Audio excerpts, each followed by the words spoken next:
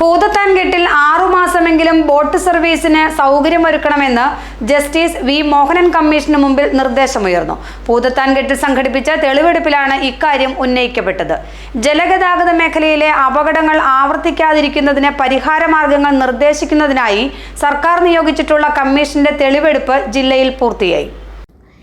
താനൂരിലെ boat അപകടത്തെ തുടർന്നാണ് ജലഗതാഗത മേഖലയിലെ അപകടങ്ങൾ ഇല്ലാതാക്കാനുള്ള ശുപാർശകൾ സമർപ്പിക്കുന്നതിനും അനുബന്ധ വിഷയങ്ങളിൽ റിപ്പോർട്ട് സമർപ്പിക്കുന്നതിനുമായി റിട്ടയർഡ് ജസ്റ്റിസ് വി കെ മോഹനനെ ജുഡീഷ്യൽ കമ്മീഷനായി സർക്കാർ നിയോഗിച്ചത്. രണ്ടാം ഘട്ട പൊതുതെളിവെടുപ്പാണ് ഭൂതത്താൻകെട്ടിൽ നടന്നത്. 12 പേർ കമ്മീഷന് മുമ്പിൽ ഹാജരായി നിർദ്ദേശങ്ങൾ സമർപ്പിച്ചു. ഭൂതത്താൻകെട്ടിൽ 6 മാസമെങ്കിലും ബോട്ട് സർവീസിന് സൗകര്യമൊരുക്കണമെന്ന ആവശ്യം കമ്മീഷന് മുമ്പിൽ വെച്ചിട്ടുണ്ട്. ജലമലിനീകരണം ഇല്ലാതാക്കാൻ സോളാർ ബോട്ട് ഉപയോഗിക്കണമെന്ന നിർദ്ദേശവും ഉണ്ടായി. ജസ്റ്റിസ് വി കെ മോഹനനൊപ്പം കമ്മീഷനിലെ മറ്റ് അംഗങ്ങളും ബന്ധപ്പെട്ട ഉദ്യോഗസ്ഥരും ഉൾപ്പെടെ പങ്കെടുത്തു. കമ്മീഷന്റെ എറണാകുളം ജില്ലയിലെ തെളിവെടുപ്പും ഇതോടെ പൂർത്തിയായി.